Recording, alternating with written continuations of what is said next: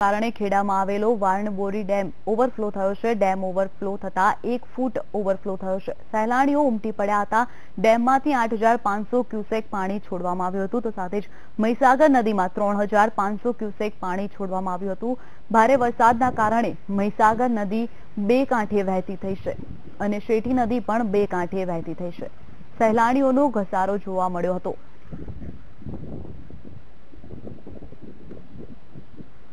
સાથે જે રીતે દરેક જગ્યા પર તમે જોઈ શકો છો કે જે રીતે છેલ્લા 24 કલાકમાં ગુજરાતમાં તેમજ સૌરાષ્ટ્રમાં ભારેથી અતિ ભારે વરસાદ વરસેલો જોવા મળી રહ્યો છે।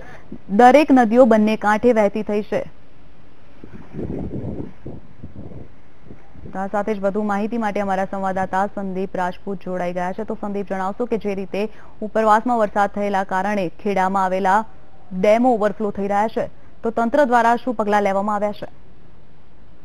જી, પ્રથમ તો જણાવી દઉં કે છેલ્લા 24 કલાક દરમિયાન જે વરસાદ વરસ્યો છે ખેડા જિલ્લામાં, એમ કહી શકાય કે 38 ઇંચ જેટલો મોટા પાયે ઐતિહાસિક વરસાદ વરસ્યો છે। ત્યારે કહી શકાય કે જયારે તંત્રની વાત કરવામાં આવે ત્યારે વણાકબોરી ડેમ છે, એ વણાકબોરી ડેમને લઈને ઉપરવાસમાંથી છોડેલા વરસાદના પાણીને લઈ ડેમની પરિસ્થિતિ 222.50 પરિસ્થિતિએ પહોંચી હતી, જેને લઈને લગભગ 85,000 ક્યુસેક પાણી છોડવામાં આવ્યું છે, જેમાંથી મહીસાગર નદીમાં 4000 ક્યુસેક અને કેનાલની અંદર 3500 ક્યુસેક પાણી છોડવામાં આવ્યું હતું। ત્યારે ગણી શકાય કે તંત્રને લઈને તમામ ડિઝાસ્ટર મેનેજમેન્ટના મામલતદારોને હાજર રાખવા અને કલાકે હાજરી આપવા અને મોનિટરિંગ કરવા આદેશો કરવામાં આવ્યા છે। જી સંદીપ, જે રીતે નજીકના ગામ લોકોને કેવી રીતે એલર્ટ કરાયા છે અને તંત્ર દ્વારા તેમને કોઈ મદદ કરવામાં આવી છે કે કેમ?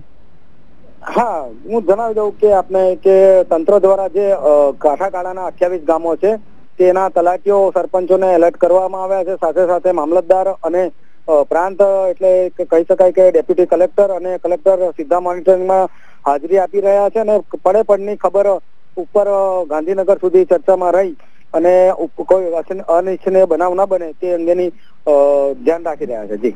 જી સંદીપ, સમગ્ર માહિતી બદલ આભાર।